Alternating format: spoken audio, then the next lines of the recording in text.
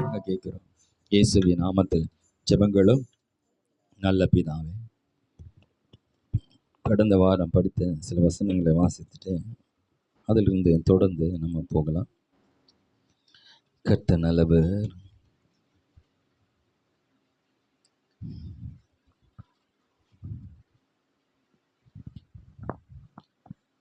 நாம பேசுவதை கர்த்தர் கேட்கிறார். நாம் பேசுவதை ஆமாம், இந்த ஒரு அறிவு ஒரு கிறிஸ்தவனுக்கு இருக்கணும் இல்லையா? அதாவது அவர் பேசுகிறத நம்ம எத்தனை பேர் கேட்குறோன்றது நமக்கு தான் தெரியும். ஆனால் நம்ம பேசுகிறதும் கேட்குறதுக்கு ஒருத்தர் இருக்கிறார். ஹல்லேலூயா. அதாவது ஆண்டவராக இயேசு கிறிஸ்துவை ஏற்றுக்கொண்டு அவருடைய பிள்ளையாய் மாறின தம்முடைய ஜனங்கள் அவங்க பேசுகிறது தெய்வ நாவலாக கேட்குறாங்க. என்னை குறித்தவர்கள் என்ன பேசுகிறாங்க? மேன்மையாக பேசுகிறாங்களா, தரக்குறைவாக பேசுகிறாங்களா, என் மேல் நம்பிக்கை வைத்து பேசுகிறாங்களா? அதனால் நம்ம கர்த்தருடைய எண்ணிக்கை கர்த்தருடைய பிள்ளைகள் ஆகிட்டுமே நம்மளை உலகத்தில் நம்முடைய வார்த்தை யாரெல்லாம் கேட்குறாங்களோ கேட்கலையோ, ஆனால் ஒரு தேவாதி தேவன் நம்ம பேசுகிற வார்த்தை கேட்குறார். நம்முடைய பேசுகிற வார்த்தை கேட்குறார். அப்பயே நம்ம ஒரு ஸ்டடி ஆகிடணும். என் வார்த்தை தேவன் கேட்குறார், நான் பேசுகிற எல்லா வார்த்தையும் அவர் கேட்குறாரு. அப்போது நம்ம வார்த்தைகள் ரொம்ப கவனமாக இருக்கணும். அந்த வார்த்தைகள் எப்படிப்பட்ட விளைவுகளை கொண்டு வரும்? நல்ல விளைவுகளை கொண்டு வர வார்த்தைகளை நம்ம பயன்படுத்த பழகிட்டோம்னா கர்த்தர் நம்ம பேசும்போதெல்லாம் சந்தோஷப்படுவார். ஹல்லேலூயா. அவர்கள் பேசின வார்த்தையில் நான் என்ன பண்ண கலகம் பண்ணினார்களா? கோபம் வந்துடுச்சு. அவர்களுக்கு என்ன வந்துடுச்சா? கோவப்படுற அளவுக்கு கடவுள் பேசுகிறார். என்ன அப்படி பேசுகிறாங்க? கோபப்படுறவர்களுக்கு ஆண்டவரும் தேசத்தை கொடுக்குறேன்னு சொல்லிட்டாரு. இவங்க அதுக்கு எதிராக பேசுகிறாங்க. அப்போது தேவனை கோபப்படுத்தும் வார்த்தை எது? ஆண்டவருடைய வாக்குத்தத்தத்துக்கு எதிராக நீங்கள் பேசுகிற வார்த்தைகள் தேவனை கோபப்படுத்தும். ஹல்லேலூயா. நீங்கள் வாக்குத்தத்தங்களை படிக்கிறீங்க, வேத வசனங்களை கேட்குறீங்களே, கர்த்தர் உங்களை ஆசீர்வதிக்கிறார் அப்படின்ட்டு ஒரு வசனத்தை படிச்சிங்கன்னா எங்கெங்கே ஆசீர்வதிக்க போகிறார் அப்படின்னா நீங்கள் ஆண்டவரை கோபப்படுத்துறீங்க. அந்த வசனத்துக்கு எதிராக நீங்கள் பேசும்போது தேவனை கோபப்படுத்துறீங்க. பிசாசுக்கு எதிர்த்து நில்லுங்கள், தேவனுக்கு. ஆமாம், பிசாசுக்கு நம்ம கீழ்ப்படிந்து தேவனுக்கு எதிர்த்து ஆப்போசிட்டில் இருக்கிறோம். அதனால அந்த வசனம் எழுதுறார், பிசாசுக்கு எதிர்த்து நில்லுங்கள், தேவனுக்கு கீழ்ப்படிந்து. அவர் சொன்ன அப்படியே கண்ணை மூடிட்டு கீழ்ப்படிஞ்சிருங்க. பிசாசுக்கு மட்டும் சொன்னால் கீழ்ப்படியாதுங்க, நம்பாதீங்க. அவன் சொல்கிறதுக்கு எதிராக பேசுங்க, எதிர்த்து நில்லுங்க. வியாதியாக இருக்கிறீங்க சொன்னால் நீ சொல்ல, வியாதியே எனக்கு இல்லைன்னு சொல்லுங்கள். நீ ஒரு தரித்திரன்னு சொல்லுவான், நான் தரித்திரன் இல்லைன்னு சொல்லுங்க. நீ ஒரு முட்டாளுன்னு சொல்லுவான், முட்டாள் இல்லை, நான் அறிவாளி, ஏன்னா சாலமோனுக்கு ஞானத்தை கொடுத்த தேவனுடைய பிள்ளை நான். நீ ஒன்றுத்துக்கும் உதவாதுன்னு சொல்லுவேன். நான் சொல்லுங்க, கிறிஸ்துவுக்குள் நான் பிரயோஜனம் உள்ளவன். ஹல்லேலூயா. இப்போது இதுதான் நம்ம பிசாசுக்கு எதிர்த்துன்னு இருக்கிறது. அப்போ வேத வசனத்தை, கடவுள் வசனத்தை நம்ம படிக்கும்போது, வாக்குத்தத்தங்களை படிக்கும்போது சிலதை பாருங்களேன், நம்ம 1000 மடங்கு இப்போது நீ இருக்கிறதை பார்க்கலும் 1000 மடங்கு ஆசீர்வதிப்பேன்னு சொல்கிறாரு. 1000 மடங்கு. இப்போ எவ்வளோங்க சம்பளம் வாங்குறேன்? 10,000 ரூபாய் சம்பளம் வாங்குறேன். இன்ட்டு 1000 கற்பனைக்கு எட்டுதா? எவ்வளோ கால்குலேட் பண்ணி சொல்லுங்களேன். 10,000 இன்ட்டு 1000 பெருகுனா எவ்வளோ வருது? போது பல லட்சங்களுக்கு. எங்க 10,000 சம்பளங்க, இந்த 1000 மடங்கு பெருகுவேன்னு அவர் சொல்கிறாருங்க. அப்புறம் பல லட்சங்கள் வருது. இது பல லட்சங்கள் ஒரு மாதத்துக்கு சம்பளமா? எப்படிங்க அது? ஆமாம், அது அப்படி தான். ஹல்லேலூயா. ஆண்டவர் சொல்கிற அந்த வசனத்தை, ஆம் நீர் சொல்லுகிறது நிச்சயமாக நடக்கும். அது எப்படி நடக்கும்? அதுதான் நம்ம பிரச்சனை. அதுதான் இப்படி நடக்கும். 1,00,000 நான் சம்பாதிக்கணும், எவ்வளோ வேலை செய்யணும், எவ்வளோ படிச்சிருக்கணும், எதுக்கு இவ்வளோ படிப்பு இருக்கணும், இதுக்கு இந்த தெரியணும், இதை டிகிரி வாங்கியிருக்கணும் இல்லையா? இல்லைங்க, நாங்கள் டிகிரி காப்பி தான் வீட்டில் கொடுக்குறேன், வேறு எந்த ஒரு டிகிரி என்கிட்ட இல்லை. உன் டிகிரியெல்லாம் வேணாம், பெரிய டிகிரி இருக்குது, வேத புத்தகம். ஹல்லேலூயா. மிகப்பெரிய பெரிய டிகிரி படிப்புன்னா வேதத்தை படிக்கிறது தான். ஹல்லேலூயா. அது உங்களை உயர்த்தி தள்ளிடும். ஹல்லேலூயா. நிறைய படித்தவங்களாம் வேலை இல்லாமல் இருக்கிறாங்க இல்லையா? நிறைய படிச்சுட்டு வேலை கிடைக்காம கஷ்டப்படுறாங்க. ஆனால் படிக்காத எத்தனையோ பேர் கர்த்தர் உயர்த்தி ஆசீர்வதித்து இருக்கிறார். ஹல்லேலூயா. இப்போ 1000 மடங்கு நீ ஆசீர்வதிப்பேன்னு சொன்னால் நம்புறது கொஞ்சம் கஷ்டமாக தான் இருக்குது. நான் அதை நம்பிட்டேன்னா நீ பாக்கியவான். ஹல்லேலூயா. கர்த்தரை நம்புகிறவர்கள் செழிப்பார்கள். ஹல்லேலூயா. கர்த்தருடைய வேதத்தின்படி நடக்கிற உத்தம மார்க்கத்தார் பாக்கியவான்கள். ஹல்லேலூயா. ஆண்டவர் சொல்றபடியே என்னுடைய எண்ணங்களையும் பேச்சு வாழ்க்கையை ஒருத்தன் மாற்றிக்கிட்டானா அவனை வேதம் பாக்கியவான் என்று அழைக்கிறது. ஹல்லேலூயா. நீ ஆசீர்வதிக்கப்பட்டவன் அர்த்தம், நீ கொடுத்து வைத்தவன் அர்த்தம். பல பல ஆசீர்வாதங்கள் உன்னை தேடி வரும், நீ தேடி போகிறதுல. ஆசீர்வதிக்கப்பட்டவன் பாக்கியவான் அப்படின்னு என்ன அர்த்தம்னா, அங்கங்கே ஓடி அலைஞ்சி தேடி எப்படியாகல அது கிடைக்காதா இது கிடைக்காதா எப்படியாவது மேலே வந்துட மாட்டேன்னு பல பிரயாசங்கள் படுறது இல்லை. பல அதிர்ஷ்டம் உன்னை தேடி வரும். ஹல்லேலூயா. இப்படி சொல்லலாம், நீ அதிர்ஷ்டக்காரன் சொல்லலாம் இல்லையா? பாக்கியவானா நீ ஒரு அதிர்ஷ்டக்காரன்பா. எல்லாம் உங்ககிட்ட தான்ப்பா வருது, எல்லாம் உன்னை தேடி தான் வருது. நாங்கள் எங்கே போடுறோம் ஓடுறோம் எங்கள் கண்ணில் பட மாட்டேது, உன் கண்ணில் மட்டும்தான் படுது. அப்போ கடவுளுடைய வார்த்தைக்கு எதிராக நம்ம பேசும் பொழுது தேவனுக்கு எதிர்த்து இருக்கோம். தேவன் கோபப்படுறாரு. நான் சொல்கிறேன், சர்வ வல்ல தேவன் சொல்கிறேன், நான் இது உனக்கு செய்வேன் நான் சொல்கிறேன். ஆனால் நீ அதை என்ன பண்ணுற, எதிராக பேசிட்டு இது எப்படி நடக்கும் நடக்குமா கிடைக்காதான்னு பேசிட்டு இருக்கிற. அப்போ ஆண்டவர் கோபப்படுறாரு. என்னுடைய வார்த்தையோட ஒரு பெரிய வல்லமுள்ள வார்த்தை இருக்கிறதா?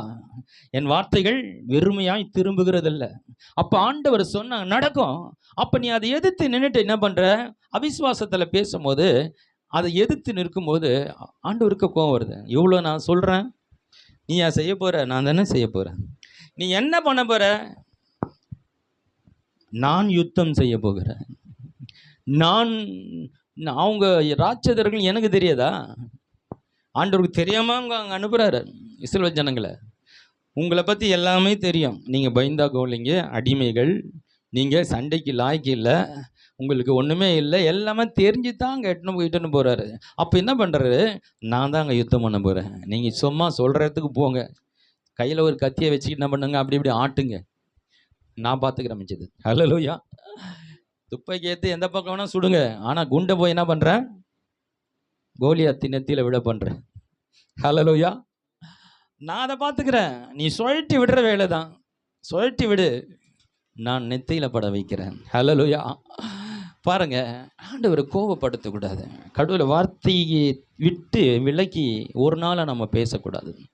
பேசும் பொழுது தேவனை கோபப்படுத்தி கடைசியில் என்ன சொல்கிறேன்னா, நீ சொன்னபடியும் உனக்கு ஆகட்டேன்ட்டு. ஹல்லேலூயா. அவர் நீங்கள் சொன்னபடி ஆகுன்னு சொல்கிறது இல்லை, நாம் சொல்லணும், நீ சொல்லுகிறபடி ஆகட்டும். ஹல்லேலூயா. மரியாள் சொல்ல, கிருபைப்பட்டவளே வாழ்க, உம்முடைய வார்த்தையின்படி எனக்காக கடவுது. தினமும் சொல்லணும், ஆண்டவரே நம்முடைய வசனத்தின்படி என் வாழ்க்கையில் நடக்கட்டப்பா, இந்த வசனத்தின்படி எனக்காக கடவுது இல்லையா? ரொம்ப குறைஞ்ச வருமானம் இருக்காங்க, ஆண்டவரே இன்றைக்கு இருக்கிறத காட்டில் 1000 மடங்கு ஆசீர்வதிப்பின்னு நீங்கள் சொன்னீங்களே, இந்த வசனத்தை விசுவாசிக்கிறோம்பா ஆண்டவரே, இந்த வசனத்தின்படி எனக்கு ஆக கடவுது. ஹல்லேலூயா. சொல்லுங்க, கர்த்தர் அதை சந்தோஷப்படுவேன். இப்போதாம்மா என் வார்த்தையை நம்புகிறேன், இப்போதான் நீ ரொம்ப சந்தோஷப்படுவார். ஹல்லேலூயா.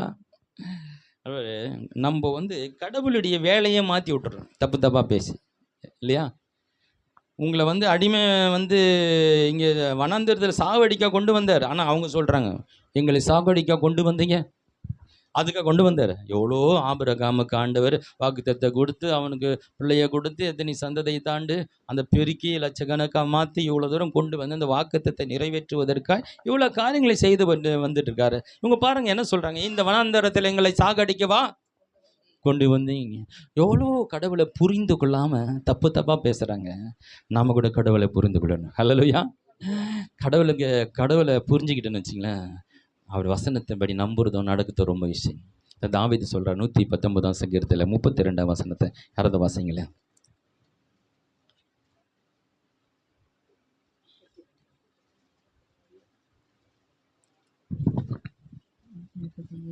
சங்கீதம் 119:32.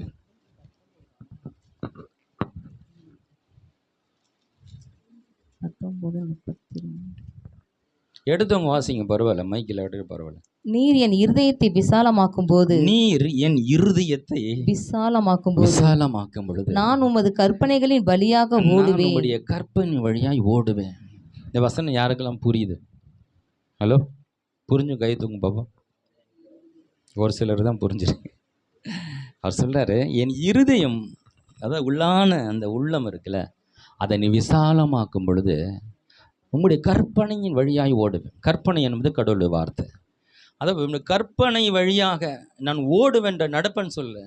அதாவது என் இருதயத்தை விசாலமாக்கும் பொழுது உங்களுடைய வசனத்தின்படி நடப்பேன்னு சொல்லலை. உடைய கற்பனையின்படியாக உடைய வசனத்தின்படியாய் ஓடுவேன்னா வேகமாய் உம்முடைய காரியத்தை செய்து முடிப்பேன். எப்போ? என் இருதயம் விசாலமாகும் போது. இந்த குறுகிய மனது இருக்குல்ல, குறுகிய இருதயங்குது, அவங்களால கடவுள் வார்த்தையின்படி நடக்கிறது ரொம்ப கஷ்டம். எல்லாமே தப்பு தப்பாக யோசித்து, சின்ன சின்னதாக யோசித்து, குறுகிய மனப்பான்மை இருக்கிறவங்களுக்கு கடவுளை வார்த்தையின்படி நடக்கிறது ரொம்ப கஷ்டம் இல்லையா? இருக்குதெல்லாம் கொடுன்னா கொடுத்தே பழகப்படலை நான். கொடுனா எப்படி கொடுக்குறது? என் இருதயம் விசாலமாக இருந்தா ஆண்டவர் கொடுன்னா அவர் திருப்பி கொடுப்பார். அவர் சொல்லுகிறவர் பெரியவர். கொடுங்கள் அப்போது உங்களுக்கு. அப்போ அந்த இருதயம் விசாலமாக தூக்கி கொடுத்துருவாள்.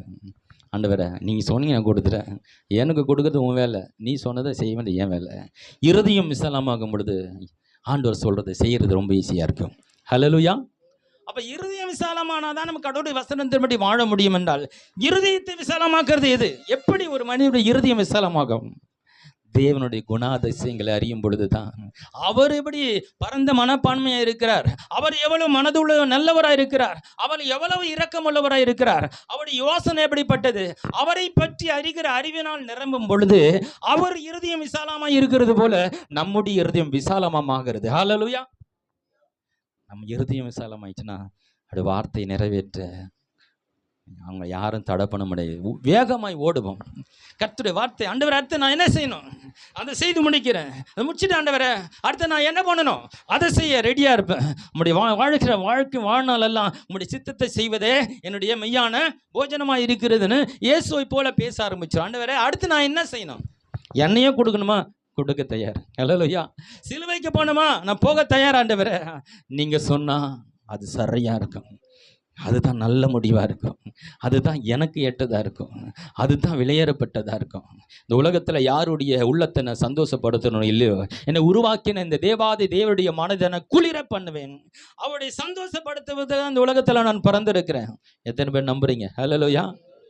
ஏதோ இந்த உலகத்தில் சின்ன சின்ன லட்சியங்களை வச்சுட்டு இதை அறிஞ்சா பெரியால் அது அந்த ராஜாதி ராஜா தேவாதி தேவனுடைய அவருடைய விருப்பத்தை இந்த உலகத்தில் நான் வாழ்கிற நாட்களில் அதை நான் செய்து என் தேவன் சந்தோஷப்படும்படியாக என் வாழ்க்கையை முடிப்பேன். ஹல்லேலூயா. கர்த்தர் நல்லவர். இப்போது சில பகுதியில் அப்படி தொடர்ந்து வாசிக்கலாம். அதுக்கு முன்னாடி சில வசனத்தை காரியங்களை சொல்லிட்டு அதை சொல்லி முடிச்சிடறேன்.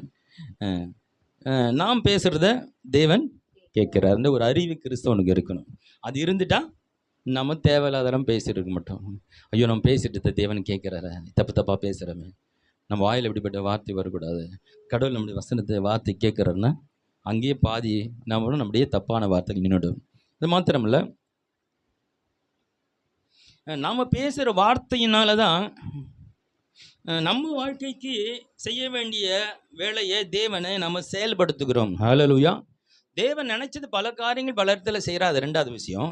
என் வாழ்க்கையில் என் தேவன் எனக்கு ஒன்று செய்ய வேண்டும் என்றால், அதற்காக என் தேவனை செயல்படுத்த வேண்டும் என்றால், அவர் நினைத்திருக்கிறது என் வாழ்க்கையில் நடக்க வேண்டும் என்றால், அது அவர் சொன்ன வார்த்தையின் அடிப்படையில் என் வார்த்தையும் இணைந்து இருக்கும்போது மாத்திரமே தேவனுடைய சித்தம் என் வாழ்க்கையில் நிறைவேறும். அவர் நினைச்சது என் வாழ்க்கையில் நடக்கும். ஹல்லேலூயா. அவர் உன்னை நினைச்சிருக்கிறார், அவர் நினைச்சு உனக்கு ஒன்று சொல்லியிருக்கிறார். நீ அதை விசுவாசிக்காம அதை பேசாம விட்டுட்டு அதுக்கு எதிரான காரியங்களை பேசினா அப்போ ஆண்டவர் சொன்னது உனக்கு நடக்காது, நீ சொல்றது தான் உனக்கு நடக்கும். இன்னைக்கு அநேக கிறிஸ்தவருடைய பிரச்சனை என்னன்னா, ஆண்டவர் சொன்னதை விட்டுட்டு இவங்களா ஒன்று சொல்லிட்டு இருக்காங்க.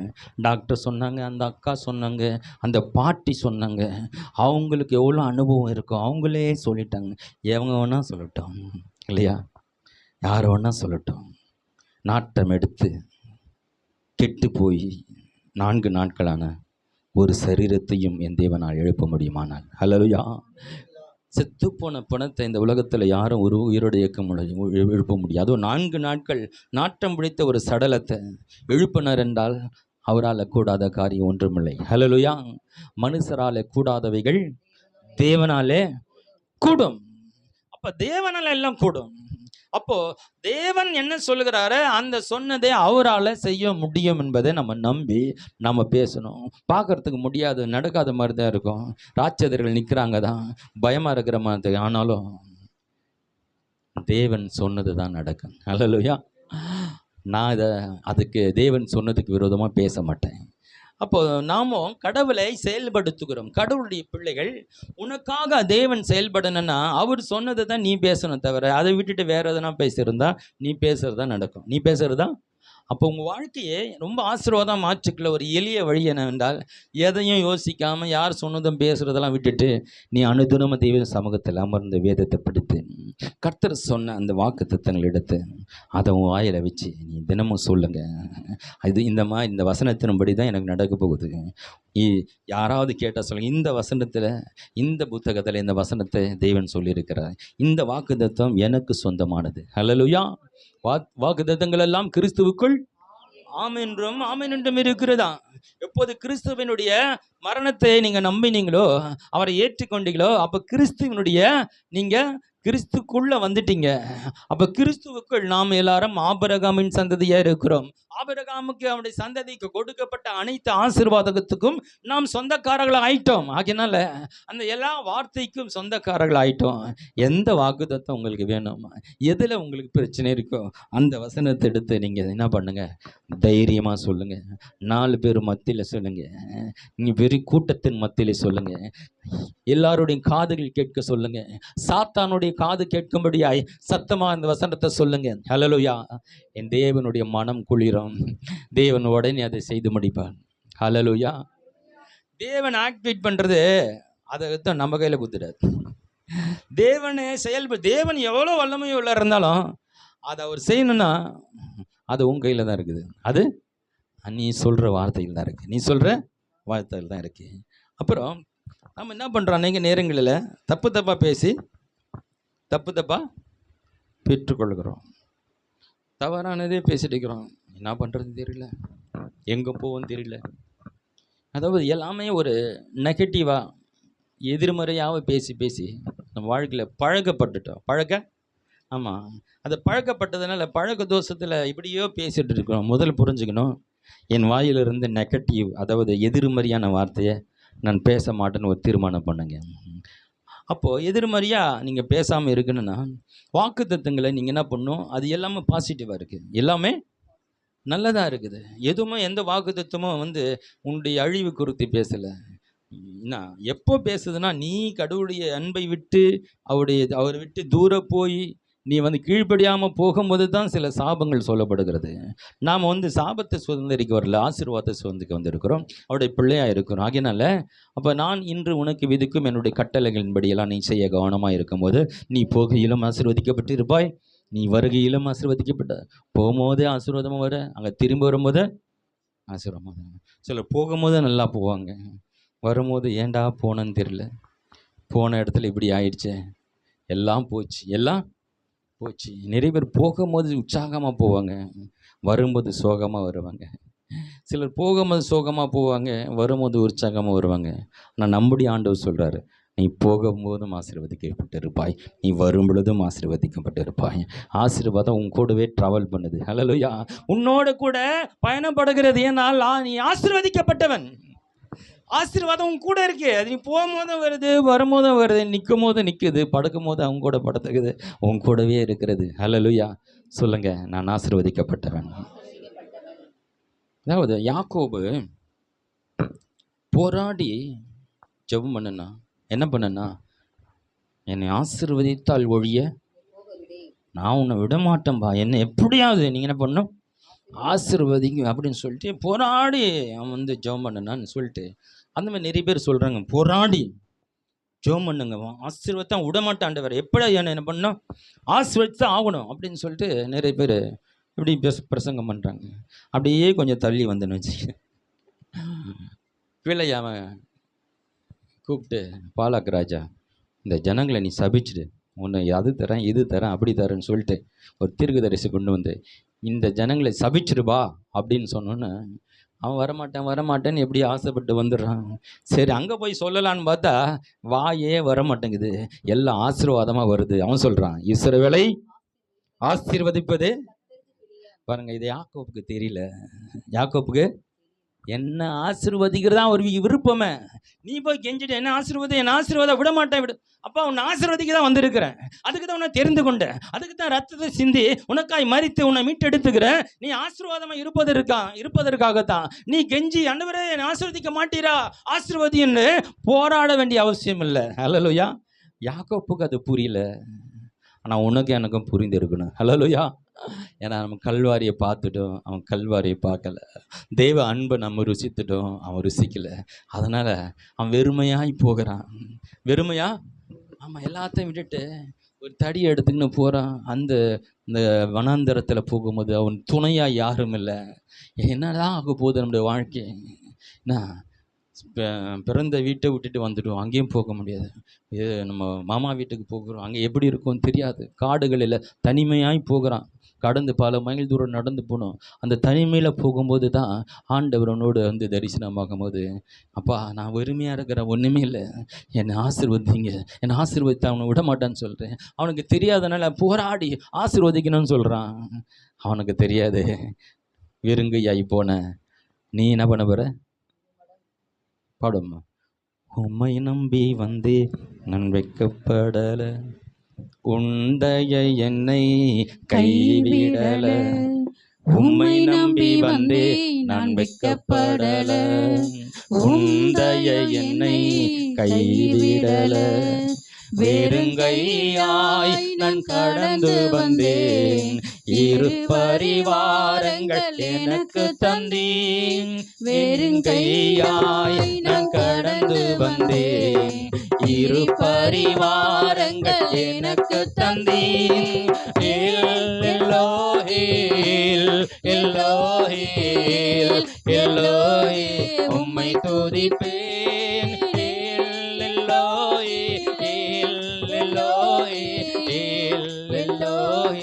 உம்மை துதிப்பேன்.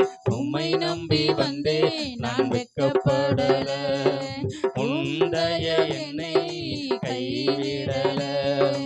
உம்மை நம்பி வந்தே நான் வெட்கப்படல, உண்டைய என்னை கைவிடல.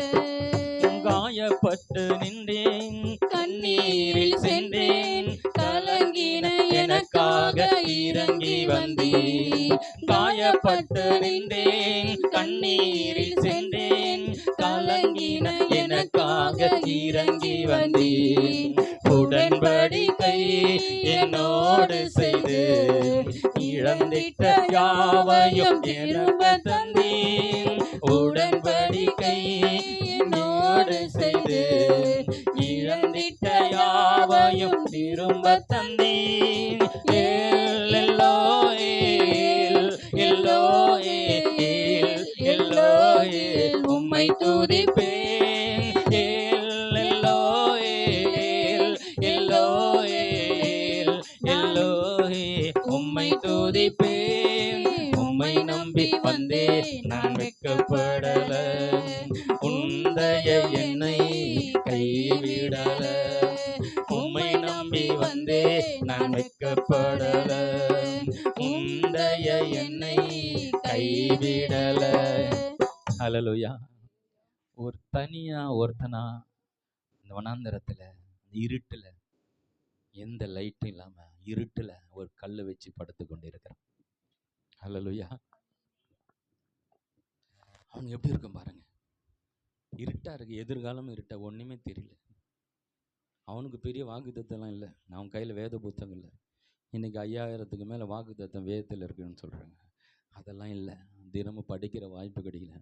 உனக்கும் எனக்கும் கிடைச்ச அந்த பாக்கியம் அவனுக்கு கிடைக்கல. இருட்டில் ஒரு கல்லை வச்சு படுத்து தூங்குறான் பாருங்க. என் எதிர்காலம் என்ன தான் ஆக போகுதுன்னு அவனுக்கு தெரியல. கர்த்தர் அவனோடு பேசுகிறார். நான் சொன்னதை செய்யும் வரை உன்னை நான் அந்த வார்த்தையை சொல்லி அனுப்புகிறாரு. அவன் திரும்பி வரும் பொழுது இரு பரிவாரங்களோடு இல்லையா, 12 கோத்திர பிதாக்களை பெற்றெடுத்து இரு சேனைகளோடு ஆசீர்வதிக்கப்பட்டவனாக திரும்பி வருகிறான். ஹல்லேலூயா. கர்த்தர் வாக்கு பண்ணினால் அதை செய்து முடிப்பார். ஹல்லேலூயா. அப்போ அவனுக்கு தெரியல, போராடி அந்த ஆசீர்வாதத்தை அவன் பெற்றுக்கொண்டான். நம்மலாம் போராட வேண்டியதே இல்லை. ஹல்லேலூயா. நமக்காக அவர் போராடிட்டார், நமக்காக அவர் பாடுகளை சகித்துட்டார், நமக்காக அவர் பாடுபட்டு முடிச்சு இப்போ ஆண்டவர் சொல்றாரு, நீ போராடலாம் பண்ணாதப்பா, என்னை விசுவாசி, அது போதும். ஹல்லேலூயா. அந்த ஆசீர்வாதம், அந்த ஆபிரகாமின் ஆசீர்வாதம், யாக்கோப்பின் ஆசீர்வாதம், அந்த ஈசாக்கின் ஆசீர்வாதம், எல்லா ஆசீர்வாதங்களும் உனக்கு நீ விசுவாசித்தா உனக்கு கிடைக்கும். நீ போராட தேவையில்லை. ஹல்லேலூயா. அப்போ நம்ம தப்பு தப்பா பேசி என்ன பண்ணுகிறோம்? தப்பு தப்பா பெற்றுக்கொள்கிறோம். இது மாத்திரமல்ல,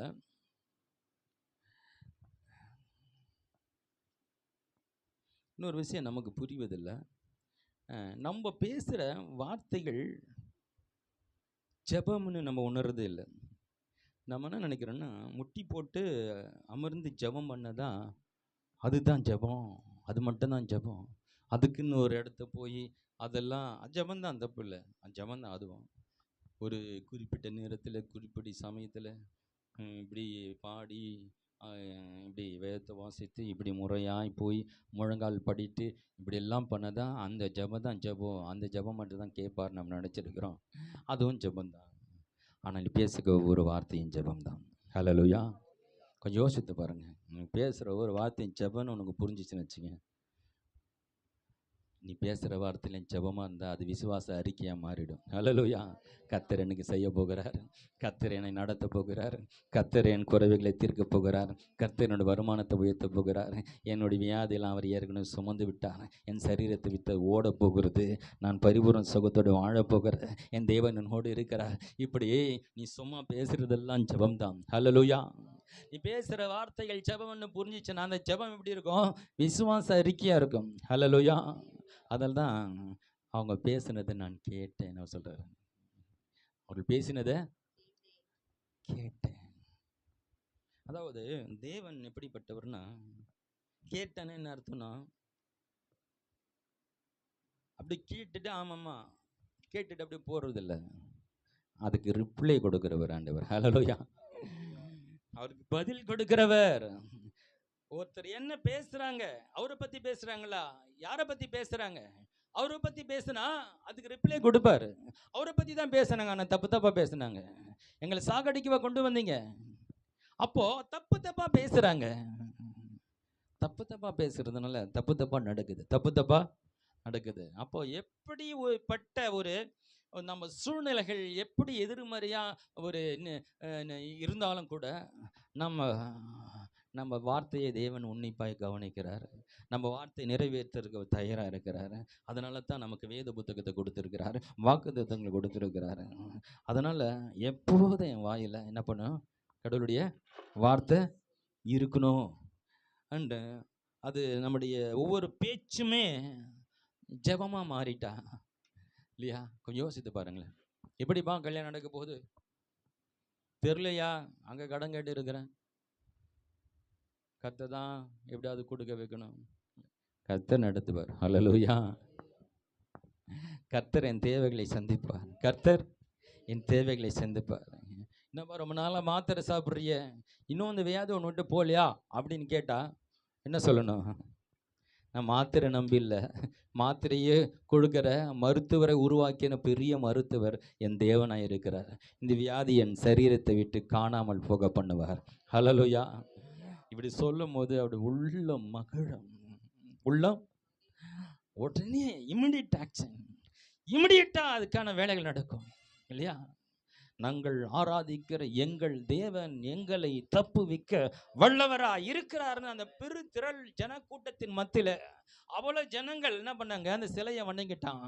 ஆனால் 3 பேர் மாத்திரம் சொல்கிறாங்க, நீங்கள் என்ன நெருப்பில் போட்டால் கூட பிரச்சனை இல்லை, ஆனாலும் நாங்கள் ஆராதிக்கிற தேவன் எங்களை தப்புவிக்க வல்லவராய் இருக்கிறார். அந்த வேர்டை பாருங்க, எவ்வளோ கனப்படுத்துறாரு பாருங்க. உடனே இறங்கி வந்து அக்கினியில உலாவுகிறார். ஹல்லேலூயா. அக்கினை உண்டாக்குனது யாருங்க? தேவன் தாங்க. கல் மழையை உண்டாக்குனது யாருங்க? சூரியனை உண்டாக்குனது யாருங்க? பனியை உண்டாக்குனது யாருங்க? எல்லாமே அவர் தான் உண்டாக்கினார் இல்லையா? அவர் உண்டாக்கிய அந்த அக்கினி இல்ல, அவர் இல்லைன்னா அக்கினி இல்ல. அவரே அக்கினிமயமானவரா இருக்கிறார். ஹல்லேலூயா! அவரே ஒரு பட்சிக்கிற அக்கினியா இருக்கிறாரு. அந்த பட்சிக்கிற அக்கினி இந்த அக்கினி வந்து இறங்கிடுச்சு. நீங்க கொளுத்துற அந்த அக்கினி சாதாரண அக்கினி. அவரோ பட்சிக்கிற அக்கினி வந்து இறங்கி உள்ள இறங்கிட்ட உடனே அந்த அக்கினிக்கு வேல்யூ இல்லாம போச்சு. ஹல்லேலூயா! இது நம்மை பாதுகாக்கிற அக்கினி. ஹல்லேலூயா! பாருங்க, கடவுள் வார்த்தையை நம்ம பேசும்போது அது ரொம்ப இந்த உலகத்துல நாம பேசுற வார்த்தையை நிறைய பேர் கவனிக்கிறது இல்லை இல்லையா? நம்ம ரொம்ப சிலரை உயர்த்தி பேசணும் வச்சுங்களேன், ஆஹா ஏதோ வேணும் போல இருக்குது, அதுக்கு தான் நம்ம ஐஸ் வைக்கிறாரு இவர், அதுக்கு தான் பிரதர் நீங்கள் சூப்பர் பிரதர், நீங்கள் உங்களை மாதிரி யாரும் இல்லை பிரதர்ன்னு பாப்பாங்க. ஏதோ ஒன்று பிராக்கெட்டு போடுறாரு இவர், ஏதோ பிராக்கெட்டு போடுறாரு. ஆனால் நம்முடைய தேவன் அதே ஏற்றுக்கொள்கிறார். ஹல்லேலூயா! அவரை உயர்வாய் பேசும் பொழுது நான் அதுக்கு தான் இருக்கிறேன். என்கிட்ட ஏதோ வேணும் தானே சொல்கிறேன், நானும் கொடுக்க தயாராக இருக்கிறேன். ஹல்லேலூயா! என்கிட்ட பெற்றுக்கொள்ளும் தானே இப்படி பேசியிருக்கிற, உன் வார்த்தை நான் கனம் பண்ணுறேன். ஒருவேளை இந்த உலகத்தில் ஒரு மனிதனை பார்த்து பேசும்போது அவன் வந்து ஏதோ ஆதாயத்துக்கு தான் பண்ணிட்டு இருக்கிறான்னு நினச்சி உன் வார்த்தை கவனிக்காமல் போகலாம். ஆனால் நம்ம ஆதாயத்துக்கு பண்ணினாலும் தேவன் நம்மை கனப்பட, நீ என்னால் ஆதாயம் அடையணும், ஹல்லேலூயா, என்னால் ஆசீர்வதிக்கப்படணும்னு தான் நான் இருக்கிறேன். நீ என்னை பற்றி உயர்வாக பேசும் பொழுது உன் சுயநலத்தோடு பேசினா கூட அதை உனக்கு நான் செய்ய தயாராக இருக்கிறேன். ஹல்லேலூயா! அப்போ ஆண்டவரிடத்துல நான் பெற்றுக்கணும்னு உயர்வாக பேசினாலும் அதை கூட கேட்டு ஆண்டவர் நமக்கு என்ன பண்ணுறாரு, அற்புதங்களை செய்கிறார். ஹல்லேலூயா! ஏன்னா அவருக்கு இஸ்ரவேலை ஆசீர்வதிப்பதே அவருக்கு பிரியமாக இருக்கிறது. அவர் ஒன்று ஆசீர்வதிப்பதற்கு உன் வாயில் வருகிற அந்த ஒரு வார்த்தை தான் முக்கிய காரணமாக இருக்குது. ஹல்லேலூயா! இது எப்படி நடக்கும், இது எப்படி ஆகும், இந்த சிந்தனையை விட்டுட்டு நம்ம என்ன பண்ணணும், அதாவது எப்படி நடக்க போகிறது என்ற சிந்தனை தேவனுடைய பிள்ளைகளுக்கு நமக்கு எப்போவுமே அதை பற்றி ஆராய்ச்சி பண்ணக்கூடாது. ஏன்னா அந்த பகுதி நம்முடையதல்ல. ஹல்லேலூயா! அது ஆமாம் இல்லையா?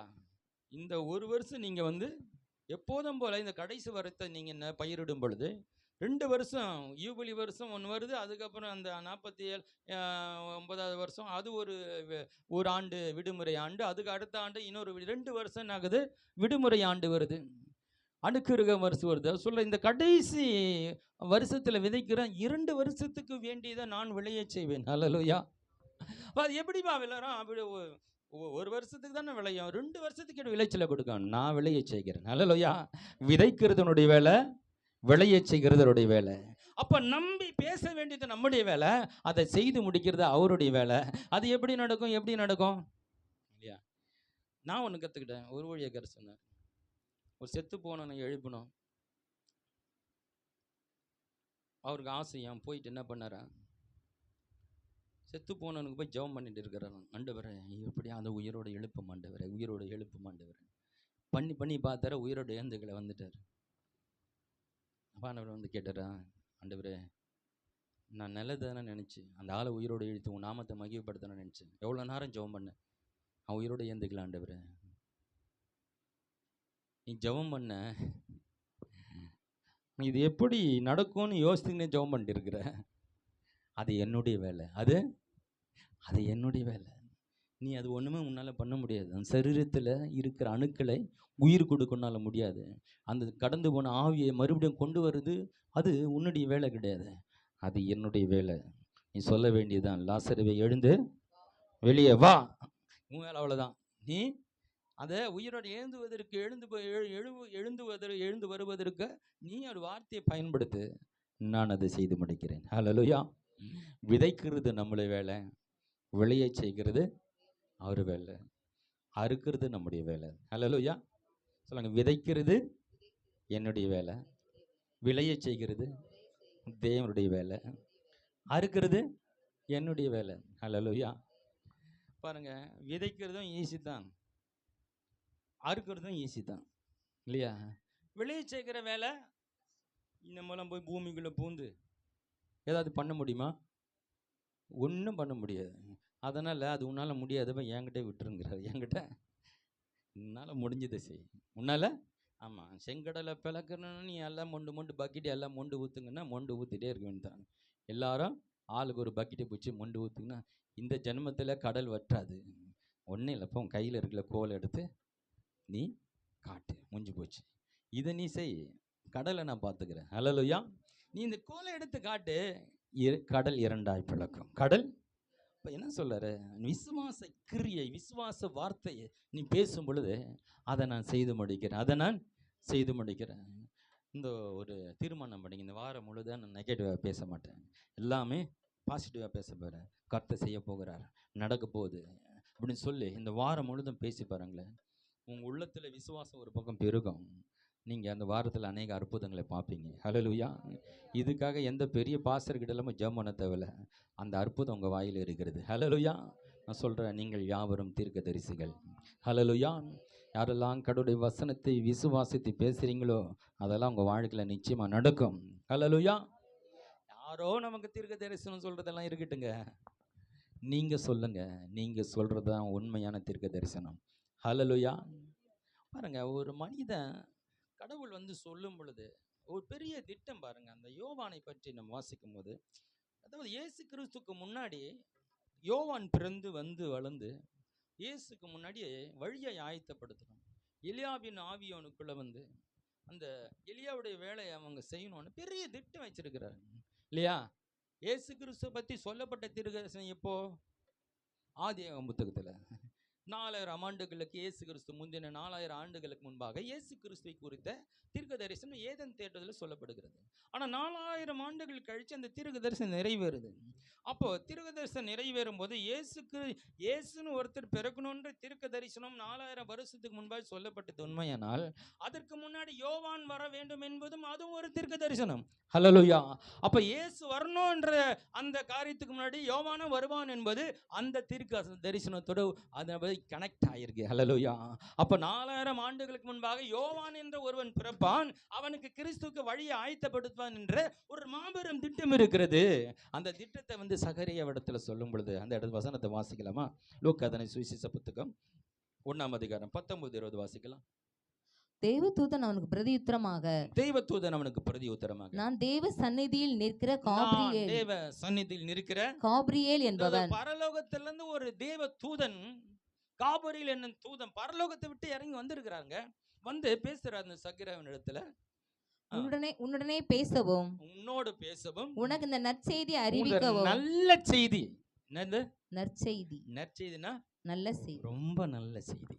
உனக்கு ரொம்ப ஒரு நல்ல செய்தியை நான் அறிவிக்கவும் நான் சொல்லுவதற்கு அனுப்பப்பட்டு வந்தேன். அனுப்பப்பட்டு அங்கிருந்து இதுக்கு தான் வந்திருக்கிறேன். இதுக்கு தான் எவ்வளவு தூரம் வந்திருக்கிறேன். பரலோகத்தை விட்டு இறங்கி வந்திருக்கேன். உனக்கு ஒரு குட் நியூஸ், ஒரு அற்புதமான ஒரு நல்ல செய்தி உனக்கு நான் சொல்ல வந்திருக்கிறேன். அப்படின்னா இவனா இருக்கணும், அப்படியே புல்லரிச்சு போயிடும். ஏதோ நல்ல காரியத்தை இந்த தேவதூதன் சொல்ல போறான். ஒரு எதிர்பார்ப்பு, அது என்ன நல்ல காரியம்? தேவதூதன் பரலோகத்தில் வந்து என் கண்ணு முன்னாடி நிற்கிறாரு, ஒரு அற்புதமான ஒரு செய்தி சொல்றேன்னு சொல்றாரு. அப்போ ஒரு ஆவல், ஒரு தாகம், இவர் என்ன சொல்ல போகிறார் என்ற ஒரு தாகம் உண்டாயிருக்கணும். இதோ தகுந்த காலத்திலே அந்த செய்தியை சொல்றாரு. தகுந்த காலத்திலே நிறைவேற போகிற என் வார்த்தைகளை நீ விசுவாசியாதபடியினால். ஏன்னா முன்னாடி சொல்லிட்டான், வீட்டில் போய் வாசிங்க. அவர் சொல்லும் பொழுது, என்ன வயசாயிடுச்சு எங்களுக்கு, என் பொண்டாட்டிக்கு வயசாயிடுச்சு, நானே தாத்தாவாயிட்டேன், நீ இப்போ வந்து சொல்லிட்டுக்கிறீங்க, காலம் கடந்து வந்து சொல்லிட்டு இருக்கீங்களே, எப்படி ஒரு 25 வயசில் கல்யாணம் ஆகும்போது சொல்லி தான் நான் நம்பியிருப்பேன். வயதான காலத்தில் நாங்களே தடுமாறி போயிட்டு இருக்கோம், இப்போ வந்து சொல்கிறீங்களே அப்படின்னு சொல்லிட்டு இருக்கிறான். அதுக்கு தான் இவன் பேசுகிறாரு. இப்போ சொல்லுங்க. விசுவாசியாதபடியால் கவனிங்க. நீ கடவுள் சொல்லுகிற அந்த வார்த்தையை நீ விசுவாசியாதபடினாலே இவைகள் சம்பவிக்கும் நாள் மட்டும் நீ பேசக்கூடாமல் ஊமையா இருப்பாய் என்றான். எவ்வளவு பெரிய திட்டம் விட்டு இருந்தா, பேசி என்ன பண்ணிருப்பான், அந்த திட்டம் நிறைவேறாம போயிருக்கல. இந்த 40, அதாவது இந்த இஸ்ரவேல் ஜனங்கள் 400 வருஷம் அடிமையாக இருந்து அங்கிருந்து மீட்கப்பட்டு வந்து ஒரு பெரிய தரிசனம், ஆபிரகாம் கொடுத்த அந்த மாபெரும் ஒரு தரிசனம், பெரிய கனவு. கர்த்தர் எங்களுக்காக ஒரு நல்ல பாலும் தேனும் ஓடுகிற தேசத்துக்கு கொண்டு போகிறாரு. ஒரு ஆவலா தாகமாக போக வேண்டியவங்க அங்கே போயிட்டு என்ன பண்ணுறாங்க, தப்பு தப்பா பேசி என்ன பண்றாங்க, அந்த இடத்துக்கு போகாதபடிக்கு அவங்க வாயினாலே தடை பண்றாங்களே. இப்போ ஒரு மாபெரும் திட்டம் அங்க என்ன உடைக்கப்படுகிறது இல்ல, நிறைவேறாம போகிறது இல்ல. அதுல 2 பேர் மாத்திரம் தானே போறாங்க இல்லையா? கட்சியில் அழைத்து வந்த மோசே கூட போகாம போயிட்டானே. இப்போ இவ்வளோ பெரிய தரிசனம் நிறைவேறாமல் போனபடினால இங்க ஒரு தரிசனம் கூடாதபடி நீ தப்பு தப்பா பேசி கெடுத்துருவன்னு சொல்லி அவனை ஊமையா ஆக்கிட்டார். இனி தப்பு தப்பா பேசி கெடுத்துற. இது பெரிய ப்ராஜெக்ட், இது பெரிய தரிசனம். ஏன்னா மேசியா பரலோகத்தை விட்டு இறங்கி வந்து அவர் இந்த உலகத்துல கல்வாரியில மறிக்க போகிறார். அவர் செய்ய வேண்டிய வேலைகள் நிறைய இருக்கிறது. அவருக்கு வழியை ஆயத்தப்படுத்துற வேலை. அவர் முதல்ல ரூட்டு போட்டு முன்னாடி ஒரு வழியை சரி பண்ணணும். அதற்கான ஒரு பெரிய ஒரு தீர்க்க தரிசனம் தான் யோவானுடைய வாழ்க்கை. அப்போ ஆண்டவர் முன்குறித்து திட்டமாய் கொண்டு வந்து கரெக்டாக காய் நகர்த்தி கரெக்டாக இயேசு கிறிஸ்து முன்னாடி யோவான் பிறந்து அவன் வளர்ந்ததுக்கு முன்னாடி ஒரு 6 மாதத்துக்கு முன்னாடி இதெல்லாம் நடக்கணுன்றது பெரிய திட்டம். பல வருடங்கள் திட்டத்தை நீ பேசியே கெடுத்துடுவ. நீ தப்பா பேசி எல்லாத்தையும் கெடுத்துருவேன்னு அவன் என்ன பண்ணுறாரு, ஊமையா ஆக்கிட்டார். சில வசனங்களை வாசிங்க பார்க்கலாம்.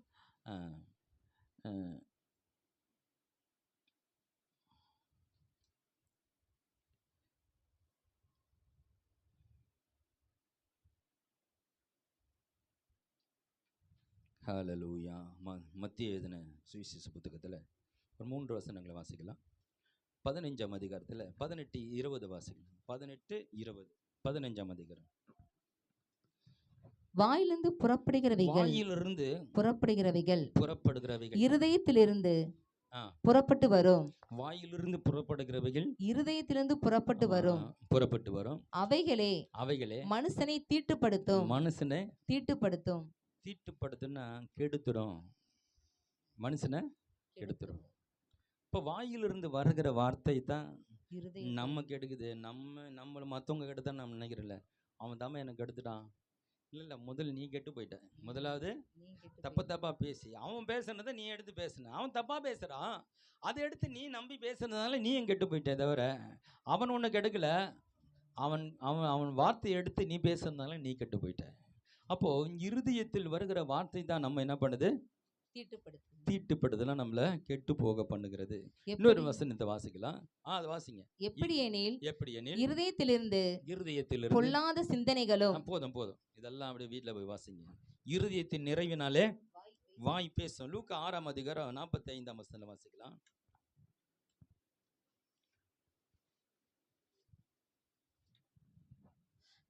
நல்ல மனுஷன் தன் இருதயமாகிய நல்ல பொக்கிஷத்திலிருந்து நல்லதை எடுத்து காட்டுகிறான்.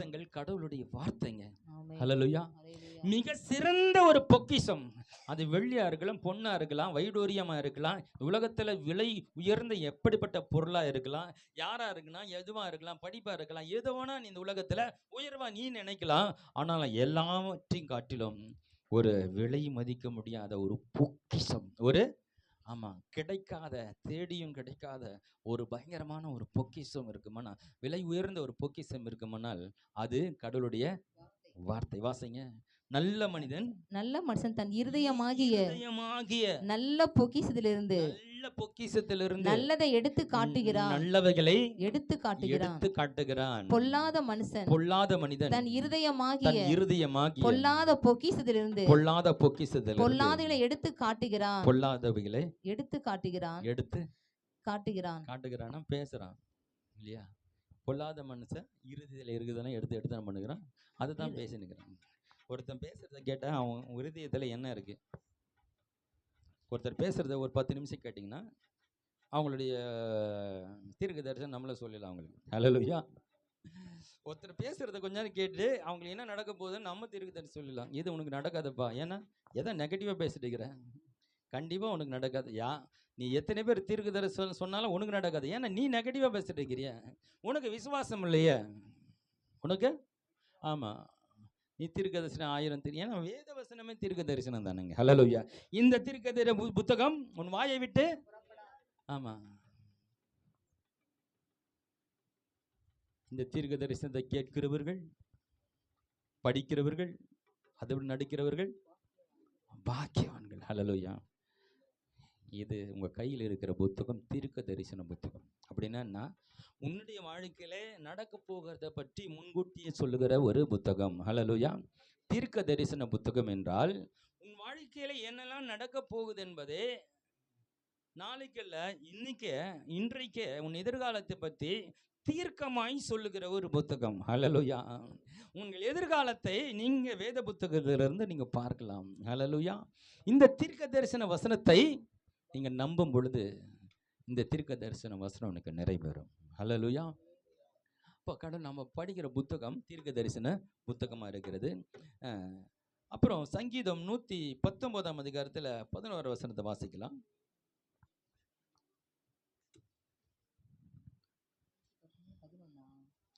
119 வசனம். நான் உமக்கு விரோதமாய் பாவம் செய்யாதபடிக்கு உமது வாக்கை என் இருதயத்தில் வைத்து வைத்தேன். தப்பு பண்ணாத ஒரு வாழ்க்கை வாழ ஆசைப்படுறீங்களா? உங்க இருதயம் முழுவதும் கடவுளுடைய வார்த்தையால் நிரம்பி இருக்கும் பொழுது உன்னால தப்பு பண்ண முடியாது. ஹல்லேலூயா. தப்பான டிசிஷன் எடுக்க முடியாது, தப்பான பார்வை பார்க்க முடியாது, தப்பா அவனால் யோசிக்க முடியாது, தப்பா அவனால் செயல்பட முடியாது. ஏன்னா அப்படி என் இருதயத்தில் அந்த தேவாதி தேவனுடைய வார்த்தையை உள்ள வைத்திருக்கல. அந்த வார்த்தை நீதி இருக்கிறது, உண்மை இருக்கிறது, இரக்கம் இருக்கிறது, அதில் பரிசுத்தம் இருக்கிறது, அதுக்குள்ள விசுவாசம் இருக்கிறது, அதுக்குள்ள தாழ்மை இருக்கிறது, அதுக்குள்ள எளிமை இருக்கிறது. எல்லா குணாதிசயங்களும் நிறைந்த கடவுளுடைய வார்த்தை எனக்குள்ளே நான் இருதயத்தில் வைத்திருக்கிறபடினாலே என்னால் பாவம் செய்ய முடியாது, என்னால் பாவம் செய்ய முடியாது. அப்போ இருதயம் ஃபுல்லாக கடவுளுடைய வார்த்தையால் நிறைந்து இருக்கும் பொழுது நீ பேசும்போது வர்ற வார்த்தையெல்லாம் கடவுளுடைய வார்த்தையாக இருக்கும். ஹல்லேலூயா. நம்ம பேசுறதெல்லாம் கடவுளுடைய வார்த்தையாக இருந்தால் நம்ம வாழ்க்கை எப்படி இருக்கும் யோசித்து பாருங்க. ஹல்லேலூயா. வாயை திறந்தாலே கடவுளுடைய வசனத்தின் அடிப்படையில் தான் உன்னுடைய வார்த்தை இருக்குமானால் உன் வாழ்க்கை எப்படி இருக்கும்? ஹல்லேலூயா. கர்த்தர் சொன்னபடியே உன் வாழ்க்கை இருக்கும். என்னெல்லாம் உனக்கு ஆசீர்வாதம் சொன்னாலும் அத்தனை ஆசீர்வாதம் உன் வாழ்க்கையில் பலிக்கும். ஹல்லேலூயா. அதுக்காக பெரிய முயற்சி எடுத்து அதுக்காக பெரிய தியாகம் பண்ணி பல நாள் பட்டினியாக இருந்து ஜெபம் பண்ணி அதை பெற்றுக்கொள்ளுகிறதெல்லாம் தேவனை குறித்து அறிவு கம்மியாக இருக்கிறவங்க இந்த யாக்கோபை போல் அவனுக்கு தெரியாது. அவன் சூழ்நிலை, அவன் வாழ்ந்த காலம் அப்படினால போராடி எப்படியாகலும் என்னை ஆசீர்வதித்தான் அவன் விடமாட்டேன்னு சொல்லி போராடி ஜெபம் பண்ணினா அவன் காலம் வேற, ஆனால் நம்ம காலம் வேறு. ஹல்லேலூயா. இப்போ அவருடைய உள்ளம் நமக்கு தெரியும்.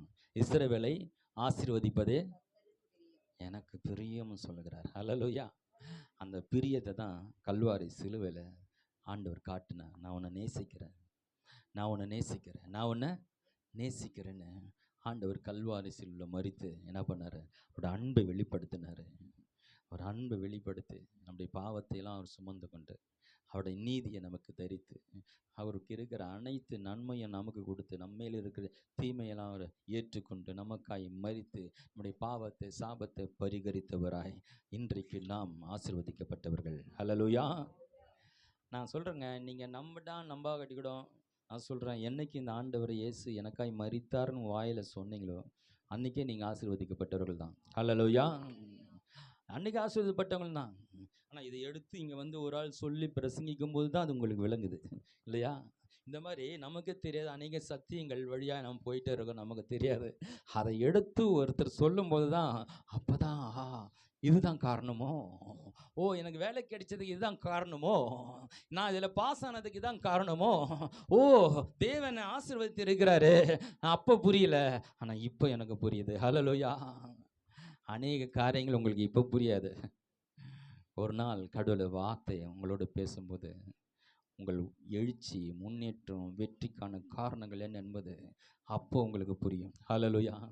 உங்களுக்கு தெரியாமல் அநேக காரியங்கள் வழியாக நீங்கள் கடந்து போகிறீங்க. ஹல்லேலூயா. உங்களை புரிந்து கொள்ள முடியாது, ஆனால் நீங்கள் போயிட்டு இருக்கீங்க. ஆனால் ஆண்டவருக்கு அந்த பாதை நல்லாவே தெரியும். ஹல்லேலூயா. எனக்கு புரியல ஆண்டவரே, இது ஏன் நடக்குது, நான் இந்த பக்கம் ஏன் போகிறேன்னு எனக்கு தெரியல, நம்ம நம்பி தானே வந்துட்டு இருக்கிறேன்னு சொல்லி சில காரியங்கள் நம்முடைய அறிவுக்கு எட்டாத புரியாத புதிராக இருக்குது. ஆனாலும் தேவன் அதை அறிந்திருக்கிறார். ஹல்லேலூயா. ஆனாலும் ஒரு நாள் வரும், அதை ஆண்டவர் உங்களுக்கு புரிய வைப்பார். ஹல்லேலூயா. நீ வந்த பாதையில் நான் உன் கூட இருந்தேன், நானும் உன் கூட இருந்தேன். கதையை மட்டும் சொல்லி முடிச்சிடறேன். உங்களுக்கெல்லாம் தெரிஞ்ச கதை தான் இல்லையா? அவங்க எல்லாரும் கேட்டால் நீங்கள் பல கதை சொல்லுவீங்க இல்லையா? எங்கள் வீட்டில் கூட ஒரு கதை இருக்குது பிரதர். எங்கள் மனைவி பற்றி சொல்லணுமா இல்லை எங்கள் வீட்டுக்காரை பற்றி சொல்லணுமா? அவன் பெரிய கதைங்க. அவன் கதை பெரிய கதை. அந்த கதைலாம் விடுங்க, நான் ஒரு கதை சொல்கிறேன். நான் ஒரு கதையை சொல்லுகிறேன். ஒரு தேவ மனிதன் என்ன பண்ணனா, ஆண்டவரே எப்போவுமே என் கூட இருக்கணும், எப்போவுமே கூட இருக்கணும்ப்பா. நம்ம உடன்படிக்கை பண்ணுவோம், உடன்படிக்கை பண்ணிப்போம், என் கூடவே நீங்கள் இருக்கணும்ப்பா. பாண்டவர் சொன்னாரா, எப்போதும் நான் உன் கூட இருப்பேன், எப்பொழுதும் நான் கூட தான் இருப்பேன் அப்படின்னா. சரி, அவன் வாழ்க்கை நல்லா போச்சா, சந்தோஷமாக இருந்ததா. ஆனால் ஒரு அடையாளத்தை கேட்டான். நான் எங்கே நடந்து போனாலும் என்னோட அடிச்சுவடர் கூட நீங்கள் கூட வரீங்கன்னு இன்னொரு அடிச்சுவிட என் கூட இருக்கணும்ப்பா. அதை வச்சு நீங்கள் என் கூட தான் வரீங்கன்னு நான் தெரிஞ்சுப்பேன் அப்படின்னு சொல்லி ஆண்டவர்கிட்ட கேட்டிருந்தேன். சரிப்பா, நான் உன் கூட வரேன்றதுக்கு ஒரு அடையாளம் ஒன்று எப்போவுமே இருக்கும். எங்கெல்லாம் நடந்து போறியோ பக்கத்தில் இன்னொரு கால்ச்சோடு இருக்கும், நீ பார்த்து என் கூட வரேன்னு தெரிஞ்சுக்கணும். சரி ஆண்டவரே. இப்போ அடிக்கடி பார்த்துப்பானா, நம்ம ஆண்டவர் நம்ம கூட வருகிறார். எங்கே போனாலும் திரும்பி பார்ப்பானா, இப்போ நம்ம கூட இன்னொரு அடிச்சுவடு வருது, கடவுள் நம்ம கூட வராருன்னு அப்படி ரொம்ப சந்தோஷமாக போயிட்டு இருந்தேன். வாழ்க்கையில் ஒரு விதமான சூழ்நிலை மாறி வாழ்க்கையில் ரொம்ப, அதாவது கஷ்டம், வேதனை தாங்க முடியல. இந்த வேதனையில் என்ன பண்ணிட்டேன்னா, நம்ம கடவுள் கூட வராருல அந்த விஷயத்தை மறந்துட்டான். பிரச்சனைகள் அதிகமாக இருக்குது, கூட வர கடவுளை மறந்துட்டான், அதை பார்க்குறத விட்டுட்டான். இப்போ பிரச்சனையே பார்த்துட்டுக்கிறான். பிரச்சனையை பார்க்கும்போது பிரச்சனை அதிகமாகவும் அதை பார்த்து தெரியுது. என்ன ஆண்டவரே எனக்கு இவ்வளோ பிரச்சனை வந்து பார்க்குறேண்ணா, ஆண்டவரை நீங்கள் கூட வரேன், நீங்களே எங்கே இல்லையா? திரும்பி பார்த்தா அடிச்சு விட காணமா. ஆண்டவரே என் கூட கூட வரேன்னு சொன்னீங்களே, அடிச்சு விட காணமே, எவ்வளோ கஷ்டப்படுறீங்க. நல்லா இருக்கும் போதெல்லாம் கூட வந்தீங்க இல்லையா? காரில் போனேன், பார்க்கு போனேன், பீச்சுக்கு போனேன், துணி கடைக்கு போனேன், சரவணா ஸ்டோர் போகும்போது கூட வந்தீங்களா ஆண்டவரே? இப்போ நான் இவ்வளோ கஷ்டப்படுறேனே, எங்கேயா போனேன் நீங்கள், எங்கேயா? நம்ம கேட்டுருப்போம்ல, அது மாதிரி அவனும் கேட்குறான். அப்போ காதில் ஒரு மெல்லிய சத்தம் கேட்டுதான், மகனே நீ பார்க்குற அந்த காலடி சுவடு உன்னுடையதல்ல, அது என்னுடையது. உன்னால் நடக்க முடியாது, நான் உன்னை சுமந்து கொண்டு வருகிறேன். இந்த வேதனையை உன்னால் சுமக்க முடியாதுப்பா, உன்னால் தாங்க முடியாது, நான் உன்னை சுமந்து கொண்டு வருகிறேன். நீ பார்க்குற அந்த அடிச்சுவடு உன்னுடையதல்ல, என்னுடையது. நான் உன்னை விட்டு விலகுவதும் இல்லை, உன்னை நான் கைவிடுகிறதும் இல்லை என்று சொன்னாராம். ஹல்லேலூயா. எவ்வளோ ஒரு நல்ல தேவன்ல, நம்ம கூடவே வருகிற ஒரு நல்ல தகப்பன்.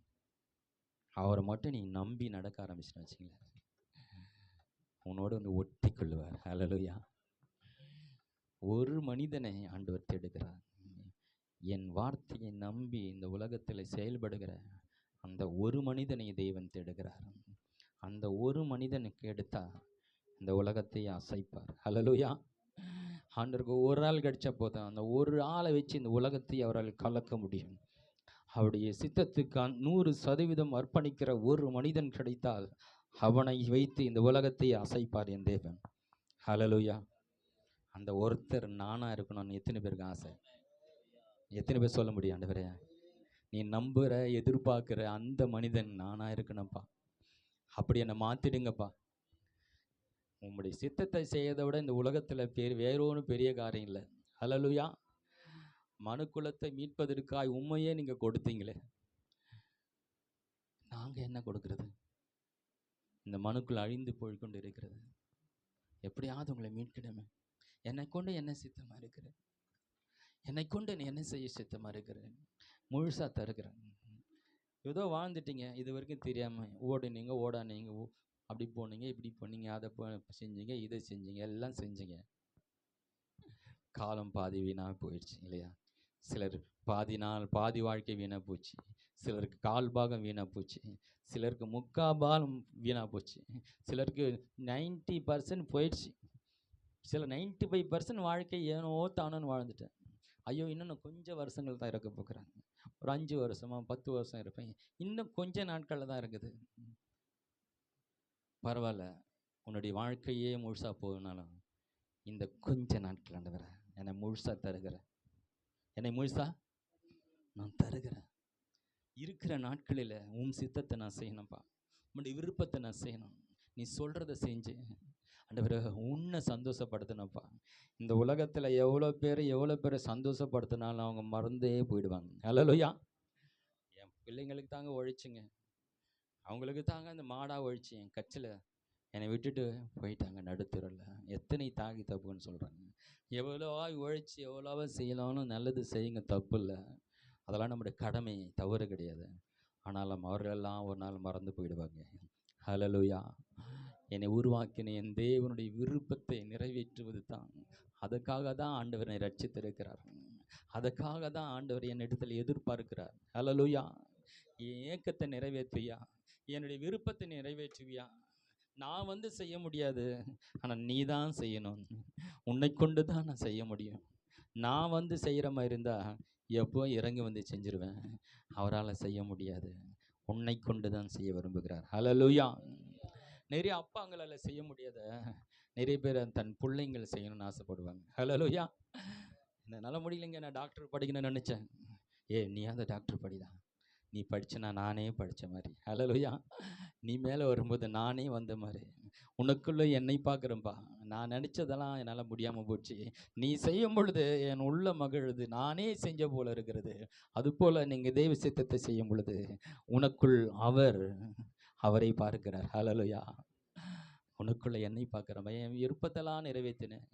நானாக நின்று பார்க்கிறேன். கண்களை மூடுமா. வேகமாய் ஓடுகிறது காலம். தரிசனங்கள் உடைக்கப்படுகிறது. தப்பாக பேசி வாழ்க்கை வீணாய் போகிறது. ஆனால் இன்றைக்கு உங்களோடு கர்த்தர் பேசியிருக்கிறார். போனதெல்லாம் போகட்டும். கடந்த காலம் திரும்பி வர போகிறதில்லை. இனி வரும் நாட்கள் இந்த ராஜாதி ராஜா, தேவாதி தேவா, சர்வ வல்லவர், சகலத்தையும் ஆளுகிற அந்த தேவன் தான் என்னை படைத்தார், என்னை சிருஷ்டித்தார். நான் இந்த உலகத்தில் இருப்பதற்கு அவர் தான் காரணம். எனக்குள்ள இருக்கிற திறமை, ஆற்றல், அறிவு, புத்தி அனைத்தும் அவரால் எனக்கு உண்டானது. இது எல்லாமே இந்த தேவனுடைய மகிமைக்காய், தேவனுடைய சித்தத்தை செய்வதற்காக தான் அவர் கொடுத்திருக்கிறார் என்பதை புரிந்து கொண்டு என்னை முழுவதுமாக நான் தருகிறேன். வார்த்தையில் நிலைத்திருந்து